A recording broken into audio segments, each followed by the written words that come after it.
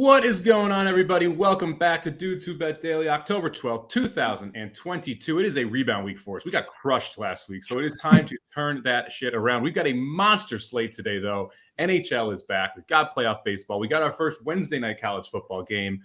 Papa Dude, you got so many. It's like a smorgasbord of betting options here. How did you end up? You went hockey. I mean, Aaron, you both went hockey. I'm surprised. Was there a reason you decided on hockey versus anything else here? There was a couple of games in there I liked the best. I'm not crazy. The odds weren't good enough for me on the baseball. So I do like a couple of things on the baseball. We'll talk about it in a minute. But anyway, I just thought hockey gave us the best shot. We need to get going. We need to get some right today.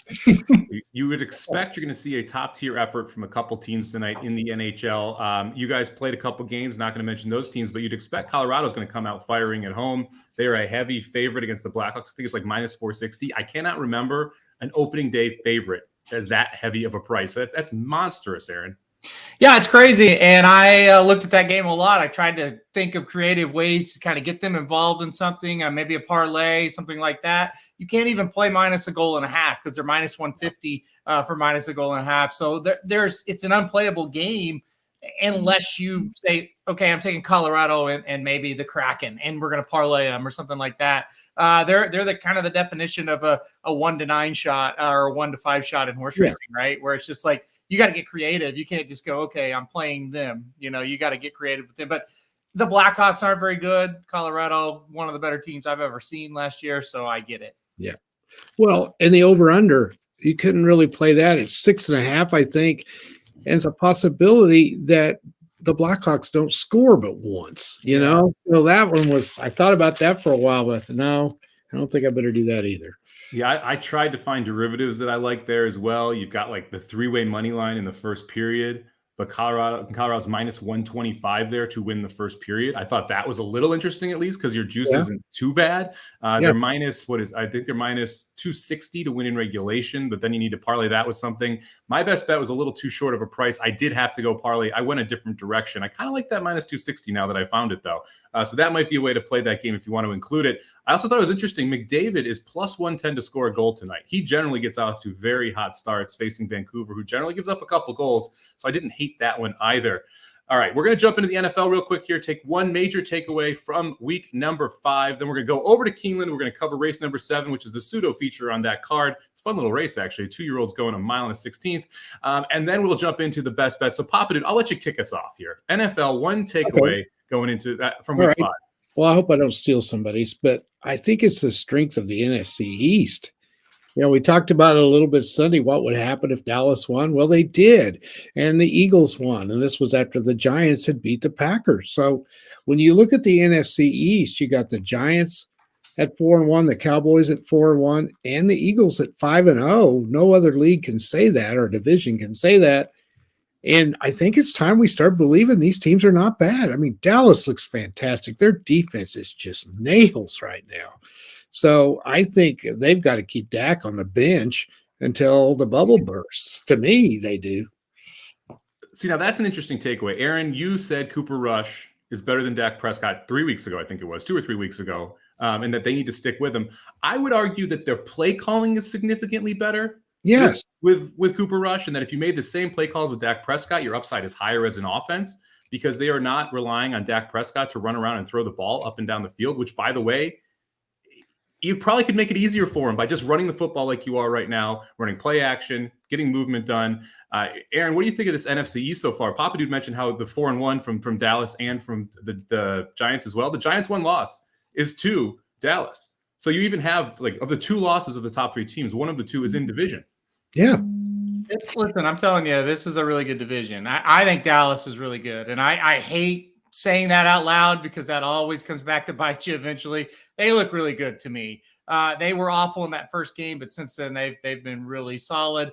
The Giants, I still think they're the 3rd best team, but you can't really, get down on them for what they've done. Really good win last week to go over to London and beat the Packers.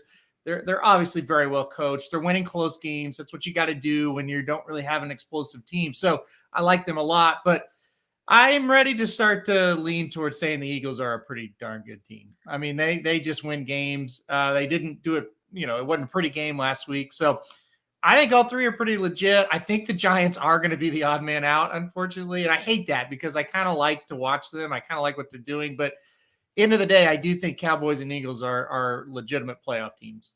Well, I wouldn't be shocked if you see 3 teams out of this division make the playoffs. The Giants' schedule is trash. I mean, it is terrible. So that's one of the reasons I took them over 6.5. I was expecting them to have 2 wins right now and still be able to pick up 5 more the rest of the year. They pick up 5 more, they're 9-8 or 9-6 at worst. No, 9-8 at worst. 9-8 might make the playoffs in the NFC. Yep. Yeah. Now they could.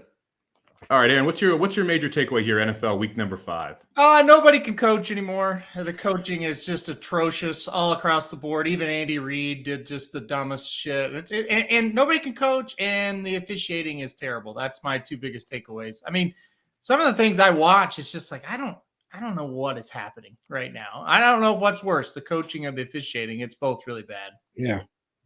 Yeah, I cannot believe some of the decisions that you're seeing. Just like I actually liked Andy Reid's go for 2 call there because either you're up 9 or you're up 7, and you're in a good position either way. I cannot for the life of me understand why McDaniels went for 2. And analytics said that he should, but analytics said he had a 2-point edge or 2% edge to go for it. 2% is jack shit when you don't take into account all of the other scenarios that are playing out. Like Kansas City's kicker had missed 2 kicks. One of them they got really lucky on a defensive holding that was kind of a phantom defensive holding call. He had not banked an point after off the upright and almost missed another point after. So it is not up 1 is different in that case. I mean, even if Kansas City gets in field goal range, don't you think they try and score a touchdown late in that game because they don't trust their kicker? Like the analytics can't understand those type of things in game because even with the stats, it doesn't take in the mental attitude of the coach and the kicker in that case to be able to show that 2% is really that big of a delta. So I'm going to piggyback off you. I love analytics. You got to hit the brakes and use your brain for a second here in certain situations because 2% edge in a game, well, yes, that means you should go for it. Doesn't necessarily mean that it's the right sense in that specific game. And people seem to lose that and then lean on this analytical thing without actually using their brain to think about how they should be coaching. Yeah. It's crazy. I just watch these games and I was like, I can't even believe what I'm watching, And listen, forget about Andy reading the 2 points.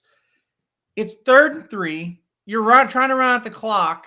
You're up 30-29, and you run a play like a deep slant across the field. It's covered. Not only does it ends in an incomplete pass, it stops the clock. Now the Raiders have a timeout, which they misused because they don't have a coach either, no, as we were talking about, and so it didn't really matter. But still, it's just like this is crazy what's going on, and I don't hear it. I mean, are analytics good for football? Yes, but Somich just said it right. Use your head on it, right? Like if it's 4th and 1 at the 45 and you think you can go for it and get it, great. But go for 2 because it's a 2% edge, and it's just like that's insanity. It is. And it's just like the other day when Staley for San Diego, or I say San Diego every time, for the Chargers, went for it on 4th and 2 from his own 45. Well, maybe the analytics said do it, but Jacoby Brissett is the opposing quarterback. And there's a big difference in having to you punt it. Let's say you get it down to the 10. You need a field goal to win. You got to get it to the 30, 35-yard line. That's a big difference. Getting 55 yards instead of 1 first down to get into field goal range with Jacoby Brissett. Well, and that's the key. Jacoby Brissett, who just threw a pick the week before against Atlanta when they were trying to rally down the field and get into field goal range. You have to look at who's on the other sideline and not just situationally say, if we played this 10,000 times, what would happen? You have to look at it and say, well, it's Jacoby Brissett on the other sidelines. How much are you factoring that in the fact that he threw an interception? And in his head, that's what he's thinking about going into this game. It's just wild to me. And the end game analytics scenarios are a little crazy. Early in the game, I understand analytics. Like if it's 4th and 1 from the 1-yard line and you're trying to score a touchdown and there's 7 minutes left in the first quarter, analytics say you should go for that. And you should 100% of the time. Yeah. But it's these end game scenarios when you completely take out the mental aspect of understanding what you should be doing that blows my mind that the coaches make some of these decisions. We screamed at the top of our lungs. Look, if it's Tom Brady, if it's Pat Mahomes, if it's John Allen on the other side, you got to go for it because you're going to get beat regardless of what you do. When it's Jacoby Brissett, I mean, you've got to, and it's not just him. over half the NFL quarterbacks. You take your chances. They You have do. no timeouts. It's a minute on the clock. No We're not timeouts. picking on Jacoby Brissett. We're picking on, like I said, 20 of the NFL quarterbacks in the league, probably. That's another great takeaway. The NFL quarterbacking is wildly down. And if you look at who has been drafted in the last 3 years, and whether or not they're good or not, I mean, were all 5 of the quarterbacks drafted last year bad? Like, it kind of looks like that. I mean, jury's out on Trey Lance. I don't like Zach Wilson. Lawrence has looked awful the last couple games after looking decent for a little bit.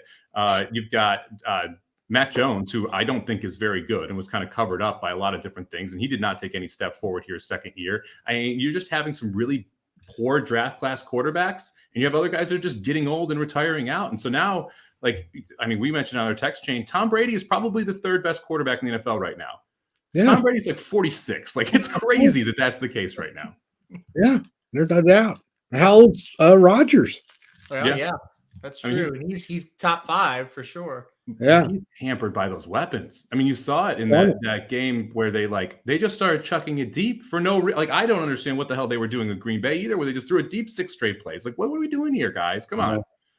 All right, we're going to jump over to Keeneland. One more thing. How much are the roughing the passer penalties connected with Tua and that injury? Do you think that's part of it?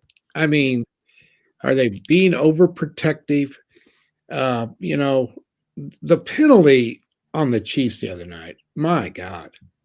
What was that poor defensive player supposed to do? Yeah. Well, that to me see anything wrong with that? Anything? No, I don't understand how on a sack you can rough the passer without making helmet-to-helmet contact. Because at that point, he ain't a passer. He's the guy with the ball. Like, you got to go hit him. And so what are you supposed to do? Not hit the guy? Like, shove him hard? What? Like, it doesn't make any sense. No. Okay. I thought I was seeing things. No, that was completely legit. Like, the Tom Brady one, that wasn't roughing the passer either, but the ball was at least not there. So maybe but what you saw there with that was just wild to me. What happened in that game? All right, we're going to jump over to Keeneland here. We've got an interesting card, nice little Wednesday card, 8 races at Keeneland. We're going to go over the 7th here, which is kind of the pseudo feature on the day for 2-year-olds going 1 mile and a 16th over the dirt. You got some interesting horses in this spot, so we thought it'd be a good one to cover. Very deep race as well. Your favorite was 4-1 and is no longer in the race. Your second choice, 5-1, also out. So Carmel Road, the 8, and the 3-horse Frank's Honor, both out of this one. Aaron, I thought this was a tough race with them out of it anyway. Where did you end up on top here? And you got to some type of price. Yeah, I don't know what the price is going to be, but I do like 2 horses. I like the number 2 Bourbon Spirit, 6-1. Like I said, who knows what the price is actually going to be now. A lot of times in these allowances for 2-year-olds, a horse that has experience against winners, that's a good thing. And this horse did get experience last time out at Monmouth in a stakes race, got second after setting the pace. Got beat by Lost Ark, and they thought enough of Lost Ark to try him in the Futurity on Saturday. It didn't go that well. He got 6th, but, he was not overmatched in that race. So I like Bourbon Spirit coming out of that race a little bit. I think he's got a shot. I'm also really interested in the number 1 Forbidden Secret. He's who I had in second. Doesn't have experience against winners, but does have experience against decent horses, against Maiden Special Weight Company at Saratoga for 2 races. Didn't win either one. Got to Belmont at the Big A last time out. Absolutely dominated when stretching out in distance a little bit. A horse that, who knows, may stretch out and be even better today, going 2 turns, breaking from the rail for Pletcher. So I think those are kind of the 2 to beat now that the 4 is out of the race.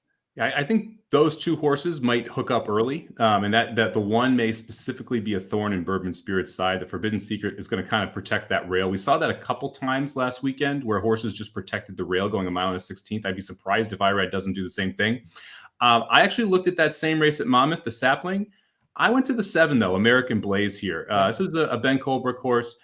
Won impressively first time out at Ellis, came back in that Sapling, and if you watch it back, just had an awful trip. Was hung wide on the first turn, hung wide on the second turn, wanted to be a little more forwardly placed. We're picking up Luis Saez here, who I think is a pretty nice jockey upgrade in this spot, getting 8-1 on the morning line for a horse that has the ability to close. And I think there's going to be enough pace in here that if we can get over toward the rail on that first turn, it's going to set up well for someone who can come from off it. So I went with the 7 American Blaze on top. I did have the 1 in second and the 2 in third. So we saw this race pretty similarly in that sense.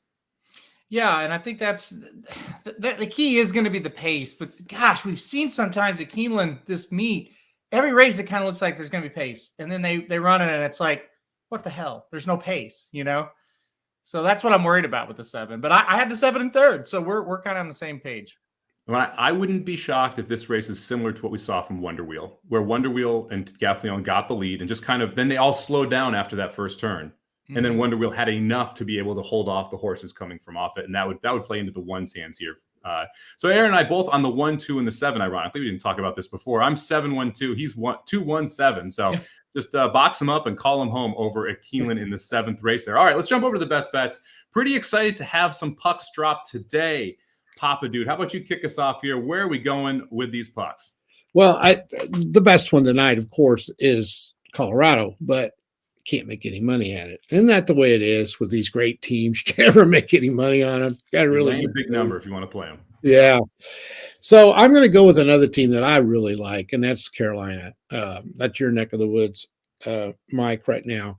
And coming off a really great season a year ago, kind of a disappointment in the playoffs. I know they thought they could get a little farther. Great season last year. Made some additions. Got a terrible break the other day when one of their major additions tore his Achilles, and he's out for 6 months. And Max, how do you pronounce it? Passaretti or something? Isn't that how you say it? Passaretti, yeah. Yeah, that hurt. But they acquired a guy by the name of Brent Burns that we hated when I played for San Jose. Remember him, Aaron? Mm-hmm. That guy is a good defenseman, tough guy, gives them more toughness on the back line. Paul Stasties, another guy that's a veteran, great player in the clutch. I love this team. I think they're really good. They got Anderson back, healthy as in goal. They can shut you down. Columbus added the prize of the offseason, probably in free agents, and Johnny Gaudreau from Calgary. But they got a long way to go. They're not very good on the back end. Goaltending, very shaky. I just think the Hurricanes come out in the home opener and -1.5. I think they win something like 4-2, 5-3, 3-1, something like that. Yeah, this is a great regular season team from last year who you'd expect to be even better this year. No trouble in goal. You get another year under the belt for Svechnikov and Aho, who should both improve here. +180 to win the division right now.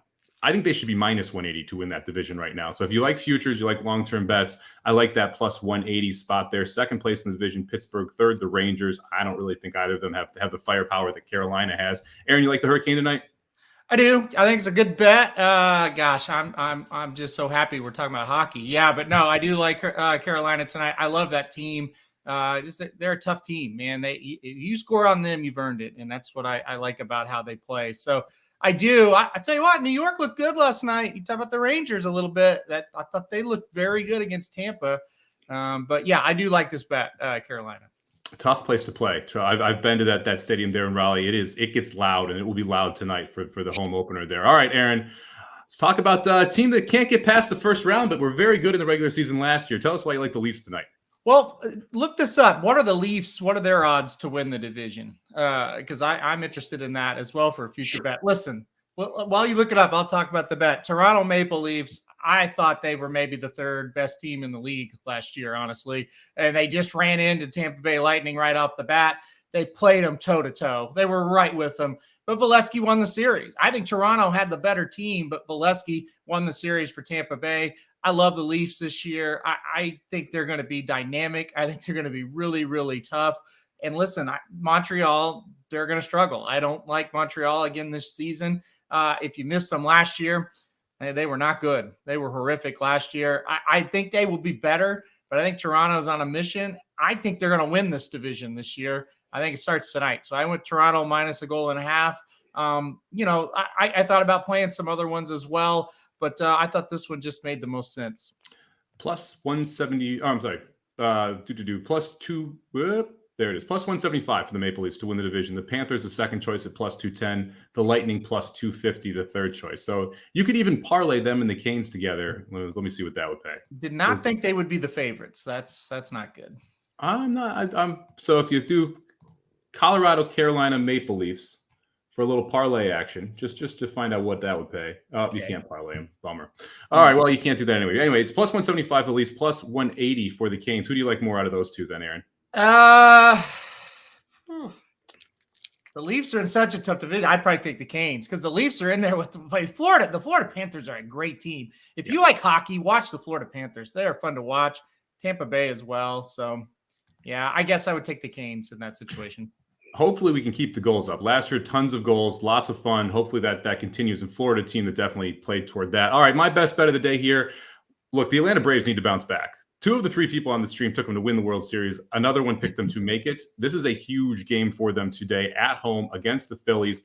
I think that they are absolutely going to show up and get the job done. We've got a pitching edge. We've got home field. We need the game more. All of those things, I think, point toward the Braves taking care of business. Right? Also was absolutely dominated the Phillies last time they saw each other. So give me Atlanta on the money line. And then I can't play it for the show's purpose because it's minus 140. So I've got to parlay it with something. So I'm going to go to a little Wednesday night Sun Belt, Fun Belt action here. We've got ULL facing Marshall. University of Louisiana Lafayette plays slow. They like to run the football. Marshall giving up 71 rushing yards a game. Not a great matchup for ULL. Marshall also not an explosive offense. This one's going to be pretty low scoring, specifically in the first half. I'll take under 23.5 points in the first half. Parlay it with the Braves money line. Get plus 223 on that one. You guys are college football guys. Did either of you look at this Marshall ULL game? I didn't. Did you, Papa Dude? No, I don't because I can't trust those teams. I just can't trust. I think Marshall will win.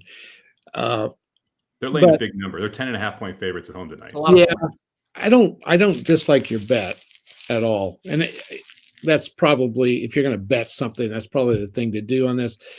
You get in these minor conferences, man, there's some crazy stuff that happens in some of these games. They just do. So Lafayette is down from what they've been.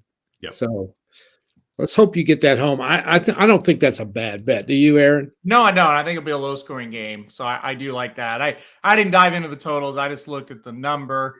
And I wouldn't want to have Marshall laying those kind of points. No. If I took a side, I'd take ULL, but I don't really trust them to be able to score. They lost to South Alabama last week, 21-17. I think that's the style of game you're going to see again. Yeah. But don't forget these Wednesday night games, these that we joke about. This is the most important thing happening at Marshall all week. They are going to be up and ready and fired up for this game. This is like a Thursday night or Saturday night game at a major campus. This may be the only time all year they get a Wednesday night game at home as well. So especially as a island game, which is going to be on ESPN. I mean, they're going to be going nuts for this one. Yeah, no doubt. Oh, all right. So that's going to do it here for Dudes Who Bet Daily on a Wednesday. Let's pull up the best bets real quick and run through these. All right. We've got Papa Dude going with the Carolina Hurricanes minus a goal and a half to kick off the NHL season, minus 105. Aaron going with the Maple Leafs minus 1.5 plus 100. I'm going to go to a parlay with the Braves money line and ULL and Marshall under 23.5 first half plus 223 on that. We're brutal last week, lost about $1,000, but for the year we are up $1,304 off a $100 base bet. Hopefully we have a big one coming back. Thank you very much, everybody, for joining us. We will be back again tomorrow, same time, same place, with some Thursday night NFL. We've got Aqueduct, we've got Keeneland. That Keeneland card today is a lot of fun, by the way. Aaron and I were talking about it. The late pick 4 will pay. The earlier pick 4 will be tough, and Magic will be back with some CFL. He's already texting me about the playoffs in Canadian Football League. I can't believe it. All right. Have a good one, everybody. Good luck at the track. Good luck with your bets. We'll see you tomorrow.